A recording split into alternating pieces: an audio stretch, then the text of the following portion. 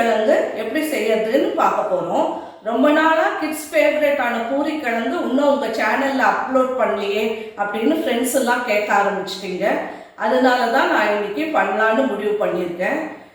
இப்போ வாங்க என்னென்ன இன்க்ரீடியன்ட்ஸ் தேவைங்கிறது பார்த்துடலாம். இது 3 பெரிய உருளைக்கிழங்கு வேக வச்சு தோல் உரித்து வச்சுருக்கேன். இது பட்டாணி ஒரு 100 கிராம் இருக்கும். இது ஒரு வெங்காயம் பொடிசாக கட் பண்ணி வச்சுருக்கேன். இது ஒரு தக்காளி பொடிசாக கட் பண்ணி வச்சுருக்கேன். இது கொடமிளகா ஒரு கால்வாசி. இது ஒரு ஃப்ளேவருக்காக தான். இது இல்லைன்னா நீங்கள் புதினா கூட ஆட் பண்ணிக்கலாம். இது இஞ்சி பூண்டு பொடியாக கட் பண்ணி வச்சுருக்கேன். உருளைக்கிழங்கு சேர்க்கும் போது எப்போவுமே இஞ்சி பூண்டு கூட கொஞ்சம் அதிகமாகவே சேர்த்துக்கோங்க. இது பச்சை மிளகா கருவேப்பிலை தாளிக்கிறதுக்கு. இப்போ வாங்க எப்படி செய்யறதுன்னு பார்க்கலாம். இப்போ ஃபஸ்ட்டு நம்ம பூரி மாவுக்கு பிசைஞ்சிக்கலாம். நான் இதால் 2 கப்பு போடுறேன்.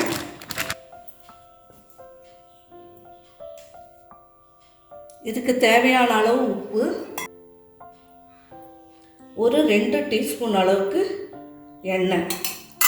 எண்ணெய் பட்டர் நெய் எது வேணும்னாலும் நீங்கள் போட்டுக்கலாம். முதல்ல அந்த எண்ணெய் எல்லா இடமும் பரவி வர மாதிரி கலந்து விட்டுக்கோங்க.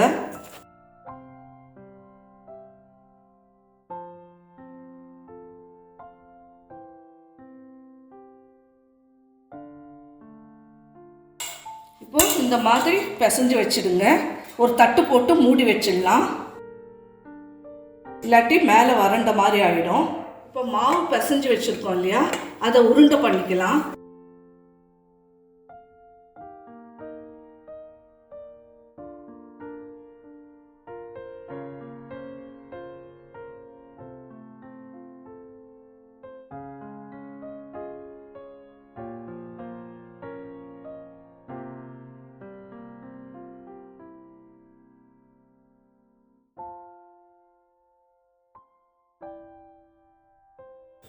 இப்போது பூரி திரட்டிக்கலாம்.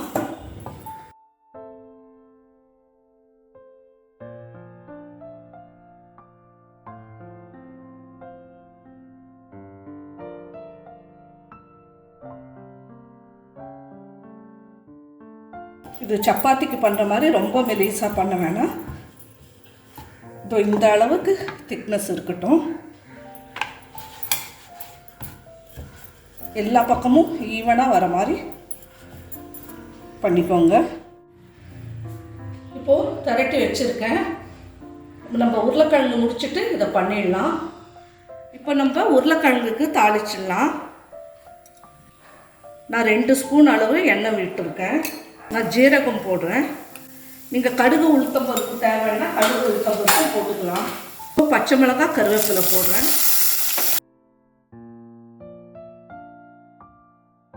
வெங்காயம் ஆட் பண்ணிடுறேன். வெங்காயம் ஆட் பண்ணும்போது இந்த டிஷ்ஷுக்கு தேவையான மஞ்சத்தூள், உப்பு, உருளைக்கிழங்கு எல்லாத்துக்கும் சேர்த்து போட்டுடுறேன்.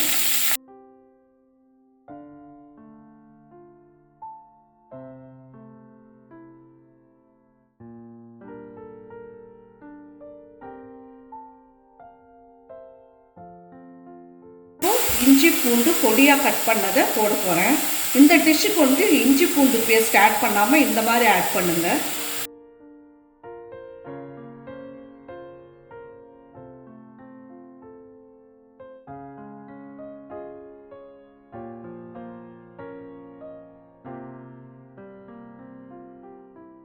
இப்போ நான் தக்காளி ஆட் பண்ணுறேன்.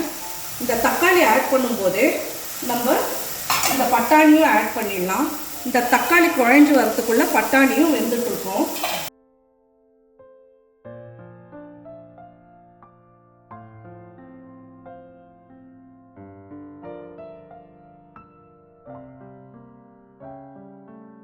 ஒரு தட்டு போட்டு மூடிடுறேன். இப்போ திறந்து பார்க்கலாம்.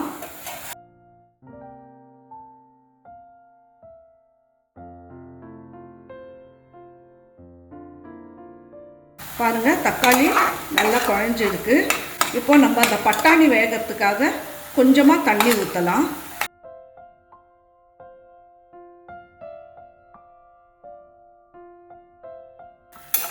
இப்போ ஃப்ளேம் ஹையில் வச்சுக்கோங்க.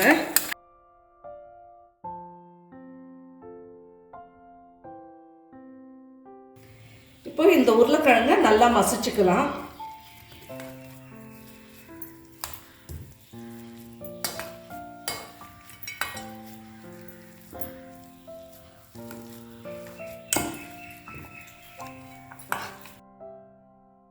இப்போ நம்ம பட்டாணி வேகத்துக்காக தண்ணி ஊற்றணும் இல்லையா, திறந்து பார்க்கலாம்.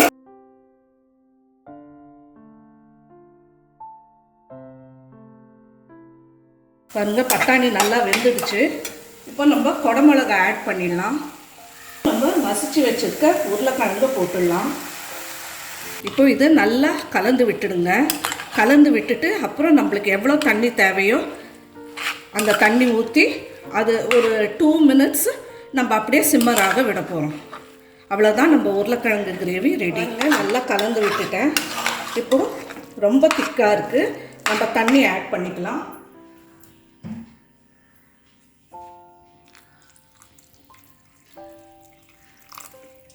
இப்போ ஃப்ளேம் ஹையில் வச்சுட்டு ஒரு 2 minutes மூடி போட்டு சிம்மராக விட போகிறேன்.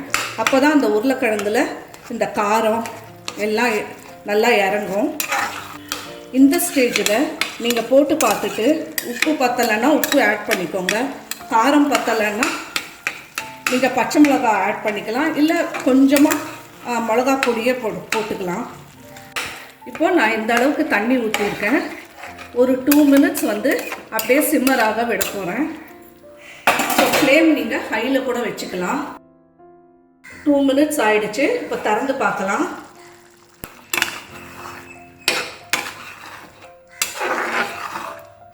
இப்போ போதும், கரெக்ட் கன்சிஸ்டன்சியில் இருக்குது. இது இன்னும் கூட இழுத்துக்கும். போதும், நான் ஸ்டவ் ஆஃப் பண்ணிடுறேன். பூரி பண்ணிவிட்டு நான் சர்வ் பண்ணி காமிக்கிறேன். இப்போது எண்ணெய் சூடேறிச்சு. நம்ம பூரி சுடுறதுக்கு வச்சுருந்த எண்ணெய் போட்டுடலாம். இப்போது பூரி போடுறோம்.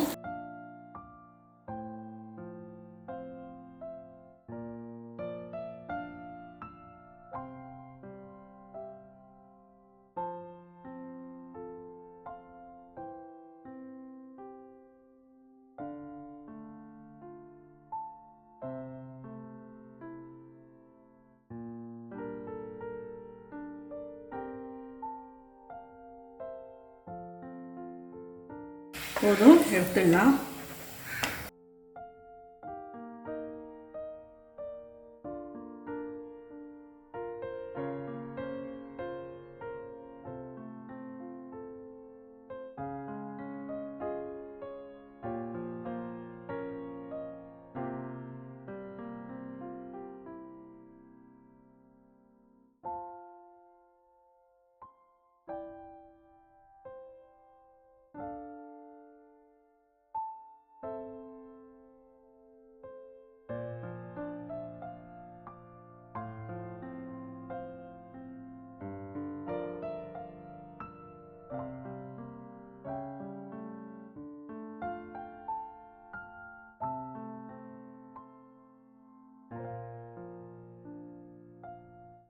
இப்போ நம்ம பூரி கிழங்கு ரெடி ஆயிடுச்சு. நீங்களும் இந்த ரெசிபி ட்ரை பண்ணுங்க. எங்கள் சேனலை சப்ஸ்கிரைப் பண்ணாதவங்க சப்ஸ்கிரைப் பண்ணுங்க. லைக், ஷேர், கமெண்ட் பண்ணுங்க. பக்கத்தில் இருக்க பெல் ஐக்கானை ப்ரெஸ் பண்ண மறந்துடாதீங்க.